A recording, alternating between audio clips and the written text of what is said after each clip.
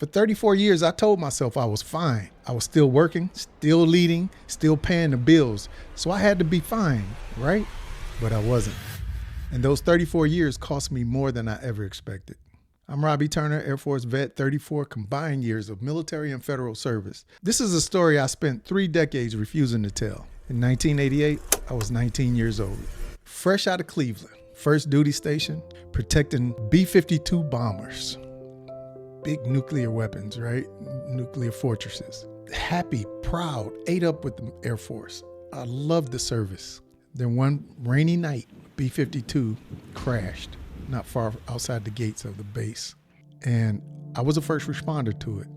And, you know, arriving there, I was just, I guess in my head, I had a different picture of what I was expecting to see. But when I arrived, I saw something much different. I saw and smelled the worst that my young life had ever experienced. Bodies, fields on fire, the plane is on fire. There are dead animals in the pasture on fire or been burnt to a crisp. And the smell is something I would never forget. The smell of that JP4 fuel was something that always stuck with me over the years. And as a first responder, it was our duty, my duty, to secure the perimeter of the plane or the crash site. And that night, it was so rainy and miserable and cold, it actually added to the trauma, believe it or not, the visual trauma. I worked that scene for a week. And it was something that, you know, that at 18, I'm not going to blame it on my age. It was just, I'm sure that a lot of people see worse things than what I've seen, but it doesn't negate how it affects you, right? And everything I saw, everything I smelled, it got in. It seeped into my insides deep. But I didn't talk to anybody about it. I didn't deal with it. I didn't even admit to myself what I had just been through. I just kept rolling. And it wasn't random. That's just the way I was taught. Growing up in the neighborhood I grew up in, complaining wasn't a thing. You live with what you have. You be a man, no matter how old you are. There ain't no time for crying. You got to push through it. Then I joined the military, and it was the same mission, the same thing. Mission first, suck it up, protect others, and compartmentalize the issues. And that's the culture. That's the identity. So at 19 years old, I did exactly what I'd been taught. I gutted it out. I kept moving. I didn't realize yet, though, what that week had done to me, to be quite honest. It started slow. My wife at the time saw it before I did. She told me I was changing, that I'd gone from a loving person to someone retreating into himself, or whatever. You know, I just blew it off. She said I became more agitated, more volatile. And looking back on it, though, for real, I was losing my ability to think straight. And at the time, I figured I was just under pressure. I was still at work, still leading, still paying those bills, still going through the motions. I just didn't realize how other people were seeing it.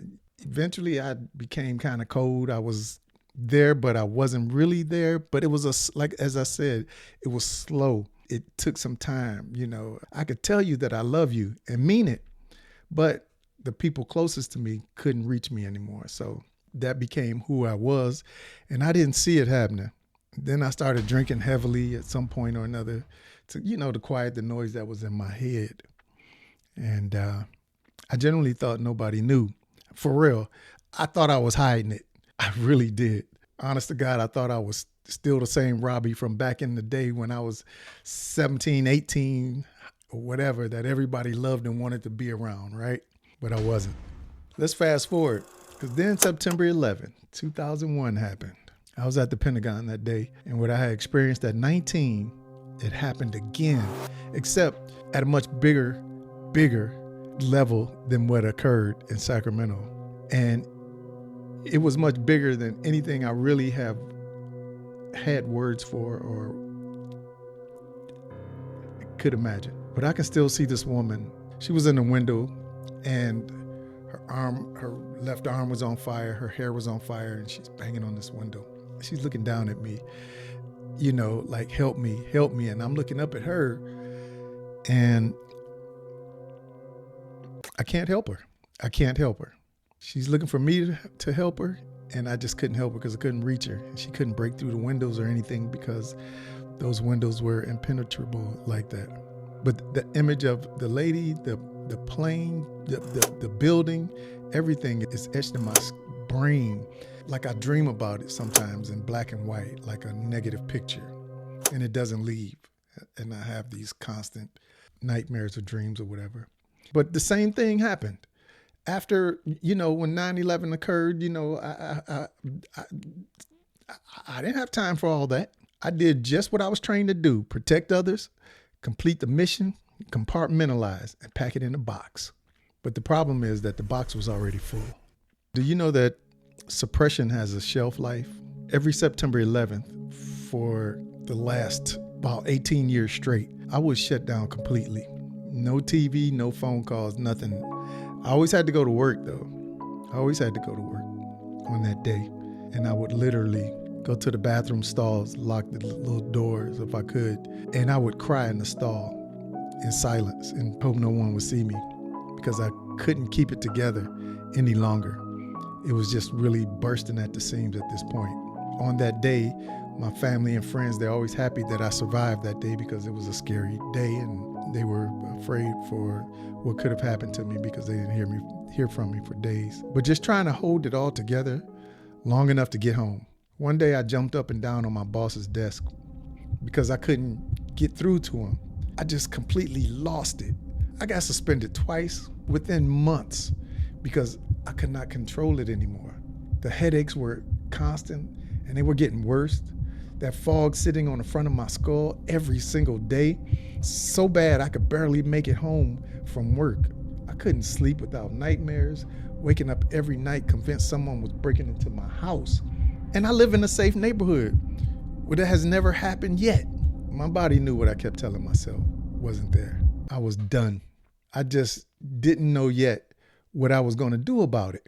I retired at 56. My plan was to retire at 62, but I couldn't take it anymore. When your entire identity is built around rank, responsibility, and mission, and then it's suddenly gone, that's a grief nobody warned me about. Nobody was calling me over the radio anymore, calling my call sign 38. I wasn't leading anymore. I wasn't leading anyone. I didn't have the rank, didn't have the purpose, and I didn't know where to find one. I spent 3 or 4 years in that hole because when your whole identity has been survival mode, peace starts to feel completely foreign. You don't know how to sit still. You've been moving your entire life and then the mission is gone. But what finally made me seek help, I hit a wall. I couldn't get through on my own. I tried, suspended, drinking. I was losing it at work and I couldn't stop it. And I started having these moments asking myself, what am I even doing here anymore? And for the first time in all those years since I was 19 years old, I reached out to someone. I went to the VA and I sat down and I actually faced it. When the VA helped me see what was actually bothering me, when I could finally name it, it was like somebody turned a light on over my head. I mean, I had suppressed those incidents for so long, I had almost convinced myself that they weren't an issue. Almost, but they had been running the whole time. Behind every reaction, behind every strain in every relationship I had, behind everything I was doing in excess of, I stopped trying to manage the pain. I started facing it. I put the actual work in. And man, my life has changed. The VA taught me about addictions.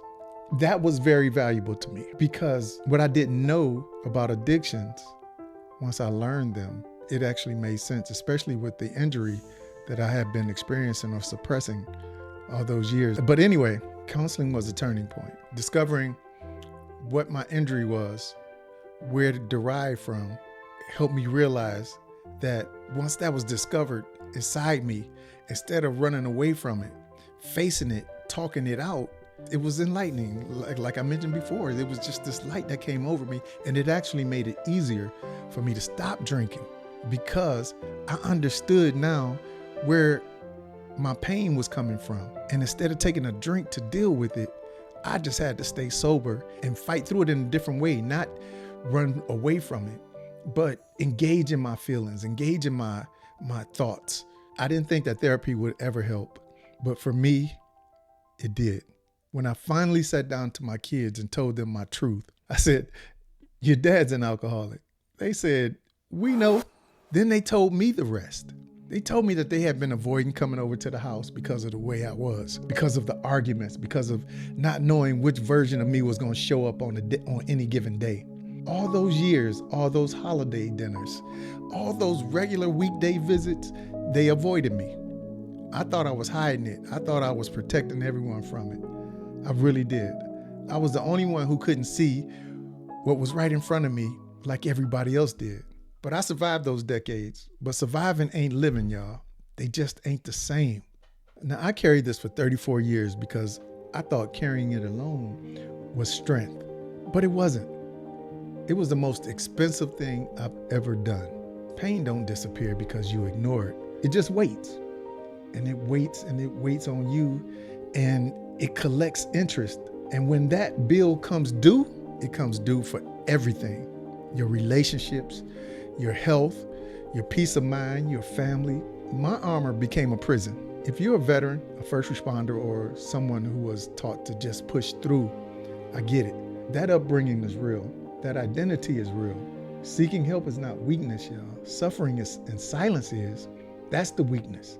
I spent 34 years proving it, and you don't have to.